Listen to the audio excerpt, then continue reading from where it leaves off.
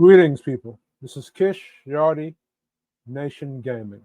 Like, share, and subscribe for more content because I'm going to counter all the manipulation tactics that I see going on to manipulate men into thinking a certain way and into doing certain things that's going to be the ultimate destruction of society. One of the main manipulation tactics that I've seen is using the hierarchy of men to manipulate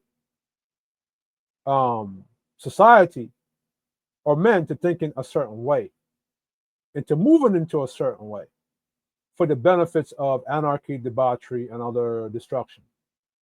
So, the alpha beta lie, how masculinity is manipulated to control men. The alpha versus beta framing is often a manipulation tactic rooted in cultural relativism, shifting standards and projection used not to define masculinity but to control it, which is a Marxist tactic. Breakdown of the manipulation tactic. Fluid definition based on agenda. Manipulative statement. Only beta males want virgins. This implies that sexual selectiveness is weak. However, in the 1950s or Victorian era, the opposite was true. A real man sought a virtuous pure wife and protected that image. So the label of beta changes depending on who's speaking, their values, and their desired outcome. Right? See, the desired outcome of a lot of people, men on the internet, is to get other men to accept women who are promiscuous and women who are 3 or 4s. So it's men who are into sex culture, who are pimps, the players, and the max. It's their way of protecting 3 or 4s by either shaming traditional male critique or manipulating the rest of the men to accepting their behavior, which is feminism, which is Marxist in nature, right? The real tactic, they move the goalposts of masculinity depending on what outcome they want. This tactic plays on a man's fear of being viewed as weak or undesirable, so he conforms to that narrative. Now, being a beta is not weak, right? Because a beta is a very dominant masculine person. He's just the support role. It's like in the military, right? The betas in a company or a squad, they support the sergeant, who's the alpha. And then the sergeant supports the lieutenant. Then the lieutenant supports the general. So it's alpha checking alpha. And then betas that follow them, right? So let's go. Cultural and temporal context is ignored. The idea of alpha changes across cultures and timelines. Victorian men value chastity, dignity, and restraints. Modern hip-hop masculinity might praise sexual conquest and dominance. In Japanese samurai culture, loyalty and stoicism were markers of strength. The real tactic. By removing historical and cultural nuance, the manipulators create a false universal definition of masculinity. This makes it easier to shame and praise behavior without substance, right? Let me go back to that. By removing historical and cultural nuance, the manipulators create a false universal definition of masculinity. This makes it easier to shame, praise behavior without substance. What I mean by that? I mean that the present day culture in the modern Western world is not traditional. It's not Victorian era. It's more sex culture. It's more promiscuous culture. It's city girl life. So now if you're a man navigating this modern culture and this is what you see in your environment, then eventually what you're going to do is you're going to adapt to that environment to gain the success out of the women that's in the market. So I'm saying. And really truly, it's not about being alpha and beta. It's just how a man chooses to operate with his life. If a man enjoys city girls or he enjoys sex culture and open relationships and those things, that's just a man living by what he wants and getting what he wants out the dating market. The issue comes with it now when you try to shame other men into accepting your lifestyle or living like you, right? And when they do that, they understand that in order for sex culture or open relationship to be normalized in a traditionalism, they got to get the other men who are the leaders of society to accept that from the women. And it's not for the benefit of the men, it's the benefit for themselves and whoever else they're backing or representing. Right? Hierarchy is framed as fixed when it's actually flexible. Alpha beta is often seen as a permanent status, but in real life, a man can be alpha in business but beta in love. He can be dominant in his home but submissive to his fate or God. The real tactic they present the hierarchy as rigid and shame the men for not fitting into a narrow box, ignoring complexity and individuality, right? Now, when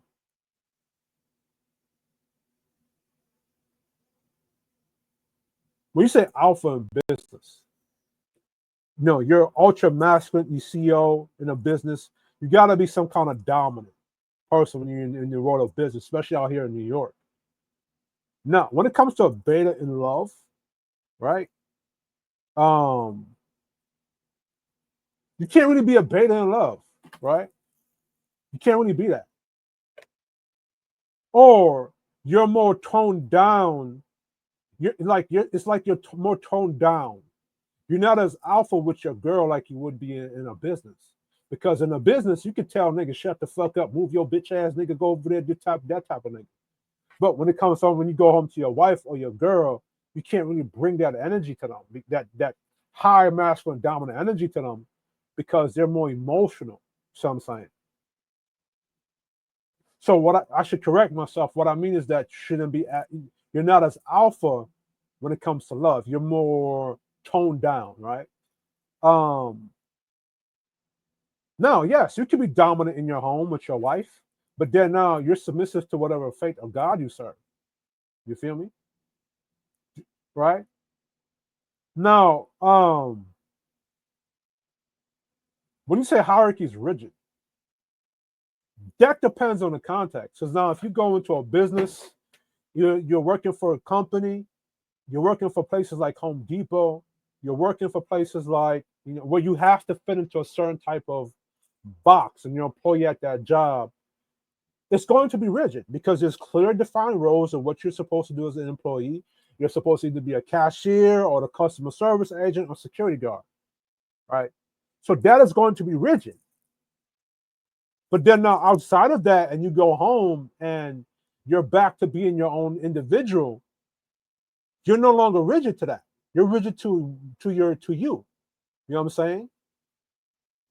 So that's the kind of thing with society that we live in, is that when you're going to go work for people and you're the boss of a company, you have to fill those roles, so there's going to be rigid. But then when you clock out after work now and you're back to being yourself, are you so rigid like you were when you were at your job? You know what I'm saying? You're back to being your own person, your own individual. In other words, who are you outside of, working for a company or being a CEO or being a boss or being an employee? You feel me? Because now on your job, you're an employee and you're following the hierarchy of your manager. When you leave your job, your manager has no authority over you. You feel me? In reality, masculinity is about choices, not label. Masculinity isn't social media label, a universal sexual preference, a follower count, or a body count. Masculinity is living with structure and intention, choosing discipline and integrity in leadership, whether that looks like a family man, a monk, soldier, or businessman. Being clear on your principles, not society's moving definition, right? Masculinity throughout the ages. Era, time, and period, culture standard, right? 1950s America, provider, protector, traditionalist, all right? Beta traits then, overly emotional, feminine, indulgent, right? Patriarchal, right? Modern Western culture, rich, sexually dominant, flashy.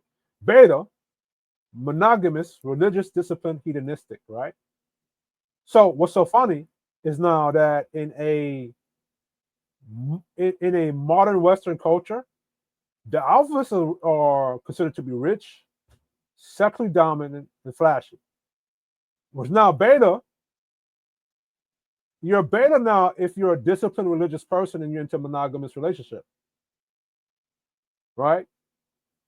In Japan, It was honor-based, stoic, loyal, restraint. Betas then were cowardly, disloyal, and boastful. Ancient Rome, powerful, strategic, and disciplined. Betas, lazy, soft, lacking ambition, right? So, like, according to the culture and the era and the time, the alpha and beta is going to now fit whatever. Hold on.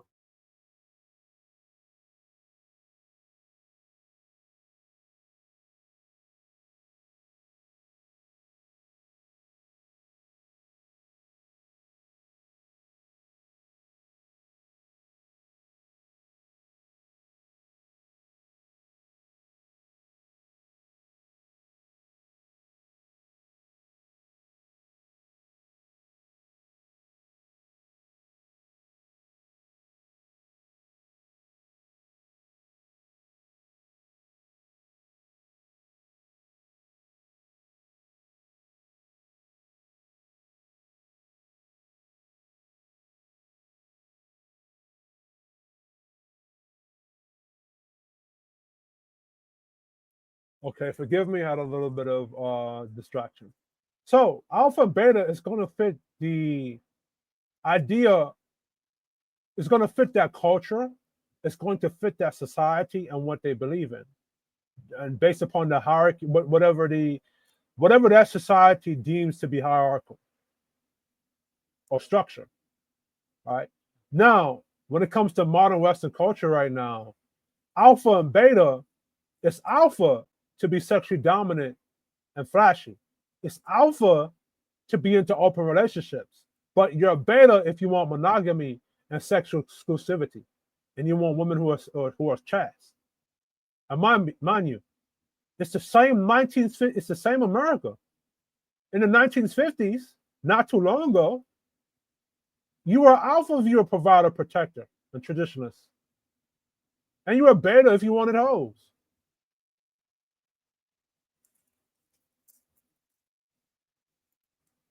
Alpha versus beta is a tool of manipulation when detached from time, culture, and purpose.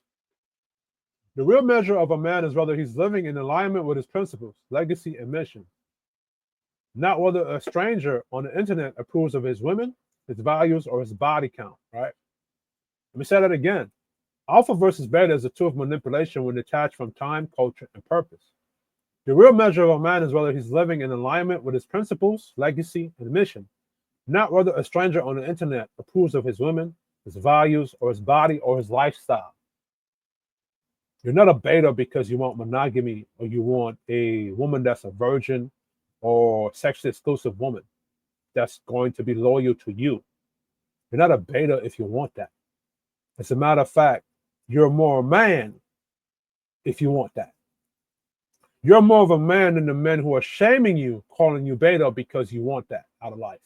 Because rather than going to get the things they want out of life, they're going to shame you into dating the type of woman they want you to date to benefit them. Because my thing is now, if the men who want open relationships, just push that message. But don't shame other men who push the message that they want monogamous women. All right.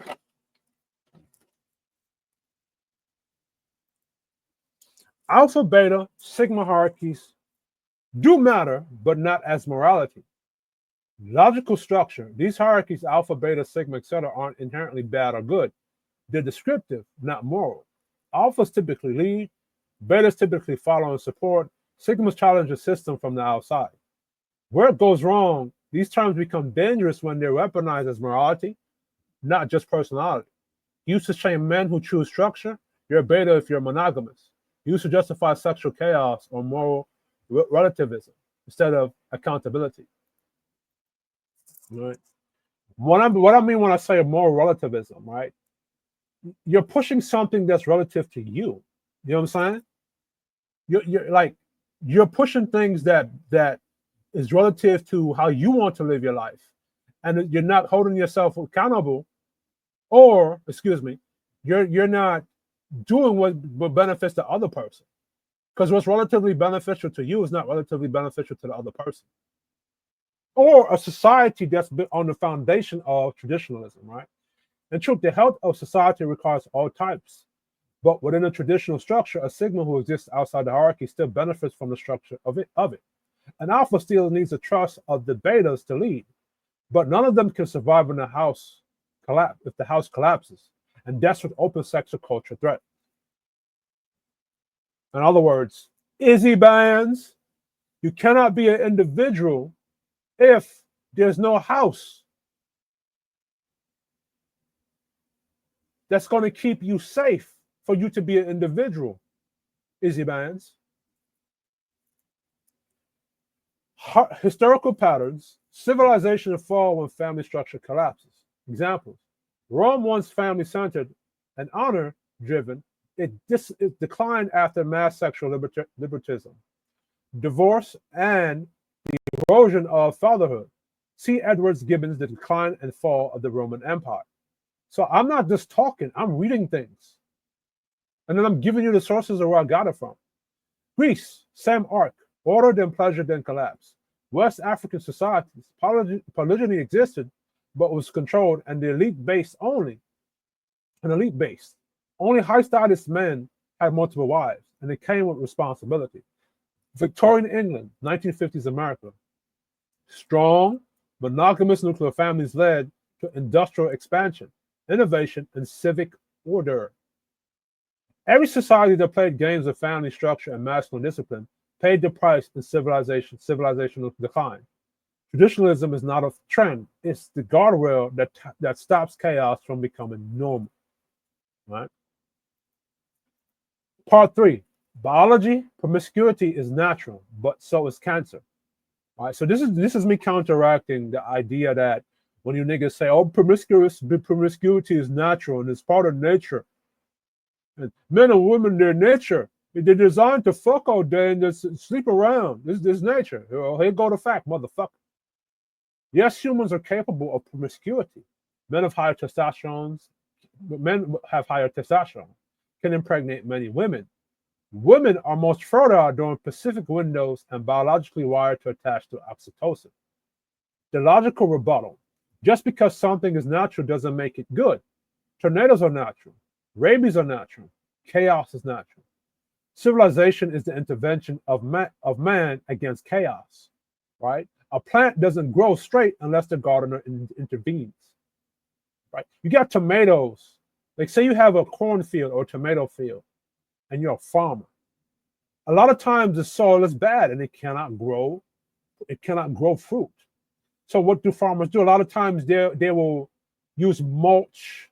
They will probably replow the field and put nutrients into the grass or into the dirt, right? And so that the tomatoes can grow properly and nutritious. Now, a lot of times when those tomatoes, say like you're planting grapes, right?